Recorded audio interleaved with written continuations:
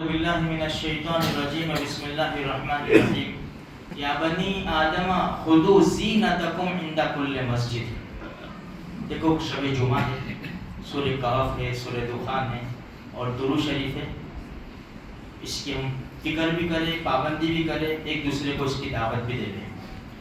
یہ 8ویں پارے کی آیت کریمہ ہے۔ اللہ پاک فرماتے ہیں کہ جب مسجد میں آؤ تو زینت اختیار کر کے آؤ، اچھا لباس ہو، تیار ہوئے ہو، اس لیے کہ شہنشاہ کا دربار ہے۔ مسجد کوئی چھوٹی موٹی جگہ نہیں ہے، یہ شہنشاہ کا دربار ہے۔ دنیا کے بادشاہوں کے جو دربار ہوتے ہیں اس میں جانے کے طور طریقے ہوتے ہیں، یہ تو اللہ کا دربار ہے، اس سے بہتر اور اچھا اس دنیا کے اندر کوئی دربار نہیں ہے۔ تو اللہ کا قرآن کہتا ہے کہ بھئی اے آدم کی اولاد، مسجد میں آتے وقت زیب و زینت اختیار کرو، تمہارا لباس اچھا ہو، تم پاک صاف ہو۔ حدیث میں آتا ہے، امی عائشہ صدیقہ رضی اللہ تعالیٰ عنہ بیان کرتی ہے کہ جب جمعہ کا دن ہوتا تو لوگ دور دور سے آتے تھے، پہاڑیوں پہ سے آتے تھے، دور دور سے جمعہ پڑھنے کے لیے مدینہ منورہ تشریف لاتے تھے۔ بعض لوگ اسی عبا جو بڑا لباس ہوتا ہے وہ پہن کر آتے تھے۔ اب بیچارے دور دور سے آوے تو گرد و غبار اور سب لگ جائے تو اس میں بدبو پیدا ہو جاتی تھی، پسینہ بھی ہوئے اور سب مکس۔ تو ان میں سے ایک ساتھی اللہ کے رسول صلی اللہ علیہ وسلم کی خدمت میں آئے۔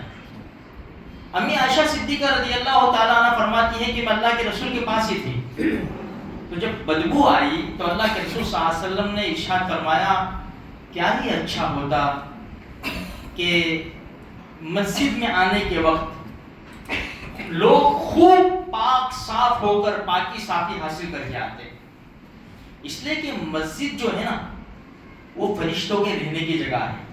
اسی لیے حدیث میں کیا آتا ہے، کچا لہسن پیاز کھا کر کیونکہ اس سے منہ میں بدبو پیدا ہو جاتی ہے اور بدبو سے فرشتوں کو سخت نفرت ہوتی ہے، تو منہ صاف کیے بغیر نہ آؤ۔ جس نے کچا لہسن پیاز کھایا ہو یا ایسی دوسری کوئی چیز ہمارے زمانے میں پی لی وغیرہ، تو یہ پی کر بغیر منہ صاف کیے خدا کے دربار میں نہ آؤ، اس لیے کہ فرشتوں کو تکلیف ہوتی ہے۔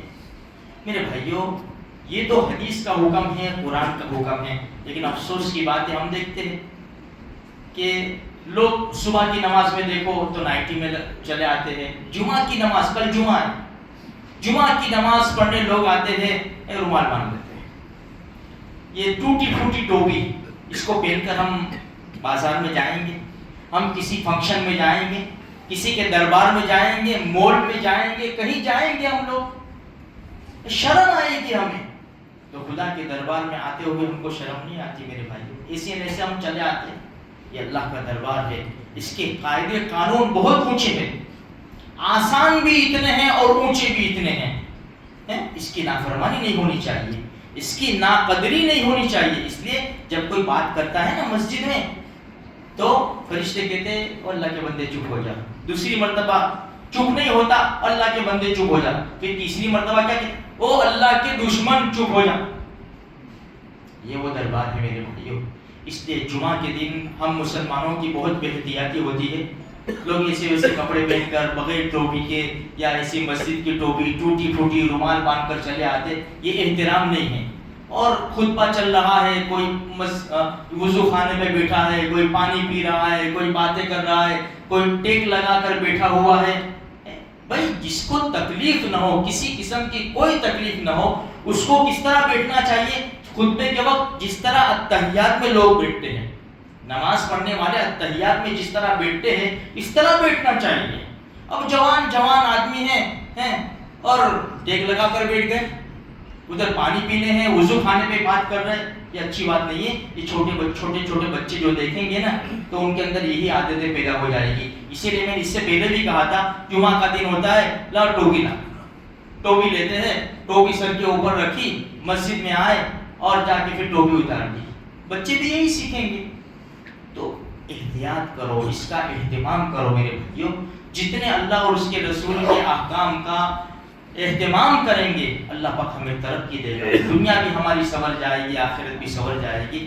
زیادہ سے زیادہ درود شریف ہم پڑھا کریں جمعہ کے دن۔ ویسے روزانہ درود شریف پڑھنا چاہیے، لیکن جمعہ کے دن درود شریف کی کثرت کرنی چاہیے۔ اللہ مجھے آپ کو سارے مسلمانوں کو اس کی توفیق بخشے۔